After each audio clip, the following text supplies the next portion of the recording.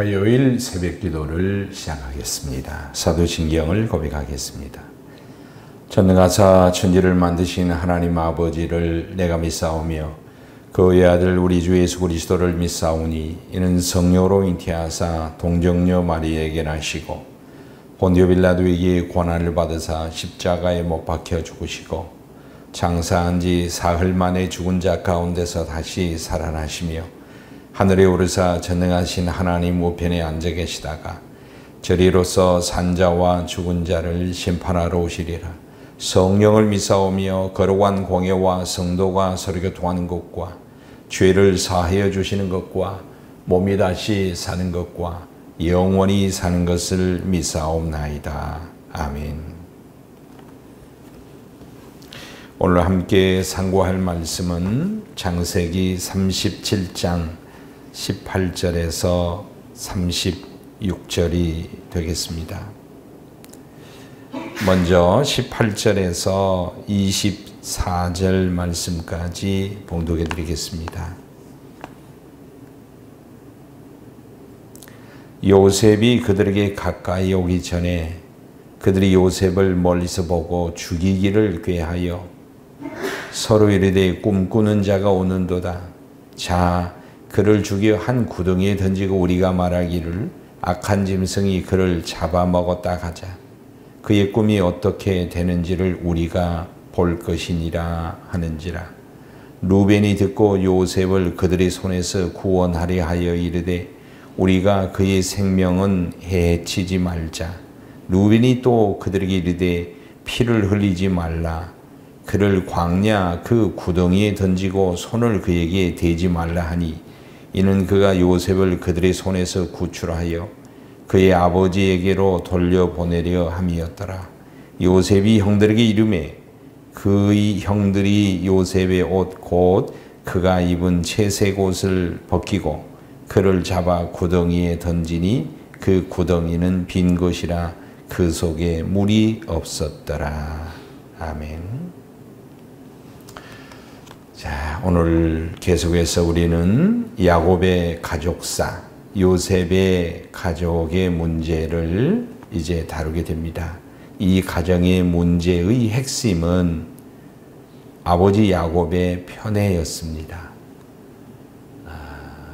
균형을 잃어버린 절제하지 못한 사랑, 이 사랑이 아버지의 최선이 자녀들 전체에게는 악이 되었습니다. 형제들의 시기에 갈등을 유발시켜서 형제들 사이에는 평안이 깨져 있었습니다. 여기에 하나 더 하나님께서 요셉에게 꿈을 주셨습니다. 곡식이 단이 절하고 해와 달과 별들이 절하는 하나님의 꿈, 다시 말하면 요셉의 인생을 향한 가족사를 향한 민족을 향한 하나님의 섭리가 요셉의 꿈에 담겨 있었는데 이 꿈이 오히려 이 가족, 이 형제들에게는 분란을 더 가중시키는 하나의 일이 되고 말았습니다. 이 갈등을 어떻게 해결하는가? 11 형제들이 어떻게 해결하는가? 인간들이 악을 어떻게 도모하는가? 인간들이 어떻게 자기의 길을 꾀하는가? 인간들이 자기들의 문제를 어떻게 해결해 가는가?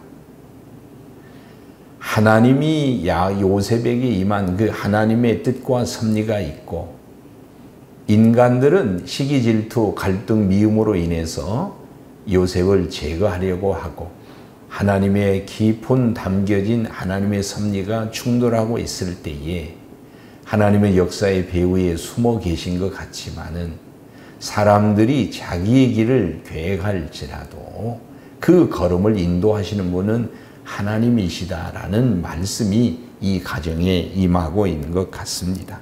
이 형제들은 요셉을 죽이자라고 그랬습니다. 그리고 끝에 그 말 끝에 그의 꿈이 어떻게 이루어지는가 보자 하면서 죽이려 했습니다. 여기에 루벤이라는 형과 또 유다의 형이 개입을 해서 또 그들의 본래의 뜻이 이제 변경이 되게 됩니다. 루벤이 이렇게 제안했습니다. 그를 죽일 필요까지 있냐? 생명을 해야 할 필요까지 있느냐? 구덩이에 빠뜨려서 죽게 하자 하면서 제안했습니다. 루벤은 장자로서, 맏형으로서 요셉을 다시 구출해서 아버지에게 데리고 가려는 마음은 가졌던 것 같습니다. 그런데요, 이런 계획을 통해서 요셉을 구덩이에 이제 죽이지 않고 요셉을 구덩이에 넣기는 했지만은 요셉이 노예로 팔려버리는 그 시간에는 루벤이 자리에서 보이지 않습니다. 아무 역할도 하지 못하고 있습니다. 하나의 차선책은 만들어서 요셉이 죽지 않게는 만들었지만은 전체의 형제들을 설득하지 못하고, 그리고 결정적인 시간에는 자리를 비운 이 장자의 모습, 맏형의 모습을 우리가 발견하게 됩니다. 또 하나는 유다의 제안이 있습니다. 이 유다는 이제 구덩이에서 죽일 필요가 있겠느냐? 지나가는 상인들에게, 이스마엘 상인들에게 요셉을 팔아버리자 라는 말에 형제들이 동의를 했습니다. 자, 저는 여기서 잠깐 생각해 봅니다. 가족마다 가족사가 있고 가족의 문제가 있는데 이 문제를 어떻게 해결하는가? 바로 이것이 그 가정의 성숙도, 그 가정의 영적인 성숙도를 말하고 있다고 생각합니다. 요셉의 가정, 즉 야곱의 가정, 그 형제들에게는 전혀 이 가정의, 인간의 가정 안에 있는 핵심 문제들이 영적으로 다루어지지 못하고 또 해결되지 못하고 있는 것을, 안타까운 것을 발견하게 됩니다.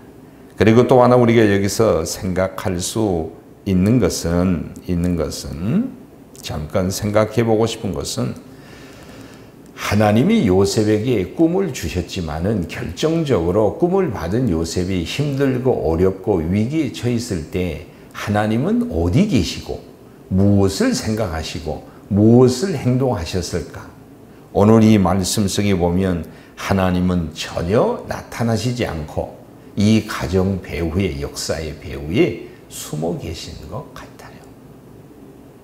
저는 이 본문 속에서 하나님이 어떻게 역사하시는가, 저는 두 가지로 오늘 두 가지 말씀에서 찾아보고 싶습니다.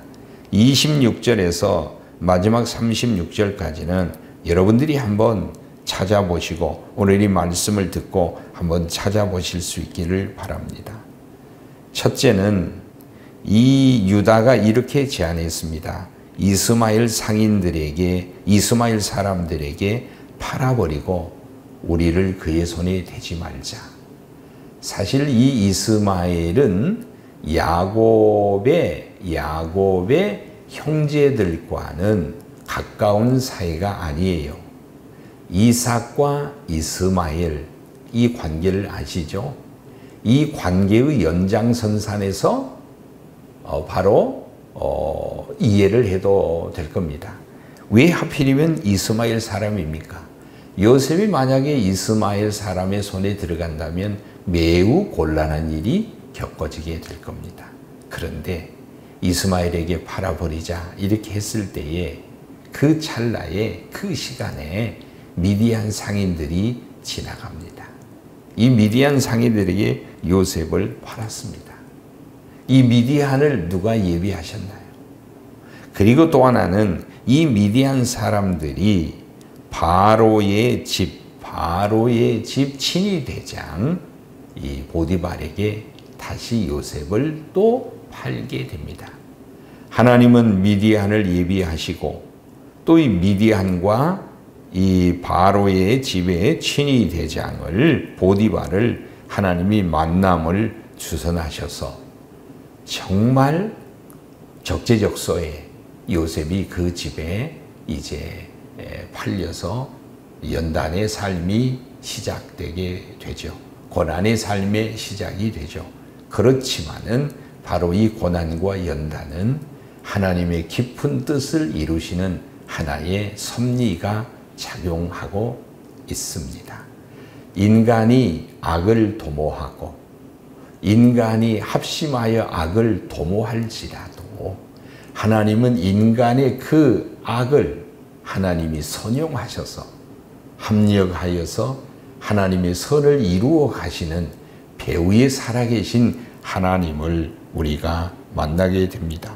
사랑하는 성도 여러분, 오늘 여러분의 마음속 안에, 여러분의 인생 안에 스스로 해결하지 못한, 성숙하지 못한 많은 자갈돌들이 박혀 있어서 힘들고 어렵고 고난이 있을 수 있습니다. 갈등이 작용할 수 있습니다. 이것을 영적으로 성숙되게 해결을 해야 되지만 그렇지 못할 때가 있습니다.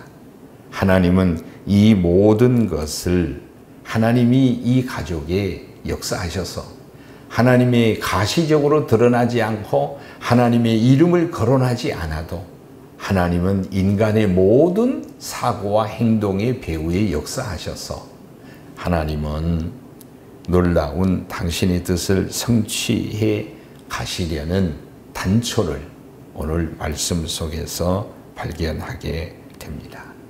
오늘 이 본문을 한마디로 요약하라 하면 저는 이렇게 요약하고 싶습니다.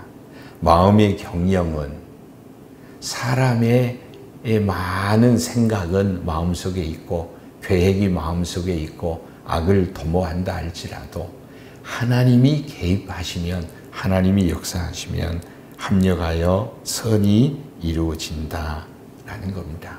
오늘 이러한 믿음과 고백이 여러분에게도 있어지기를 바라고 이러한 시각과 믿음으로 우리의 삶과 인생을 바라보고 다룰 수 있어야 되겠습니다.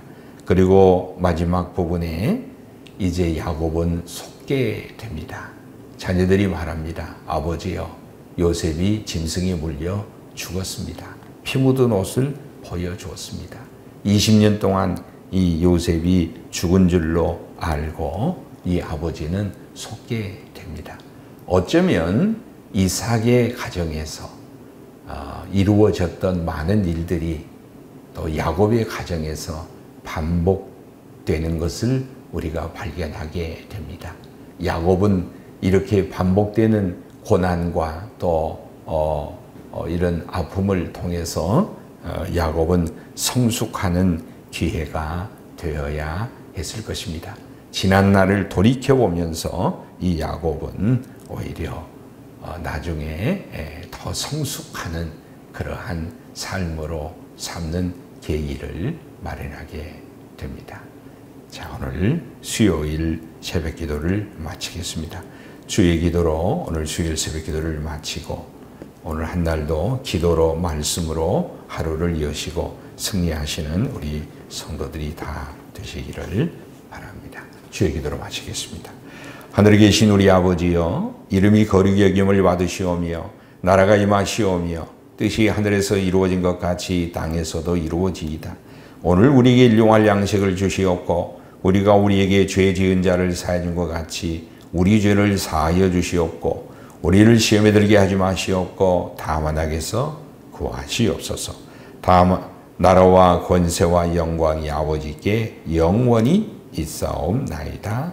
아멘.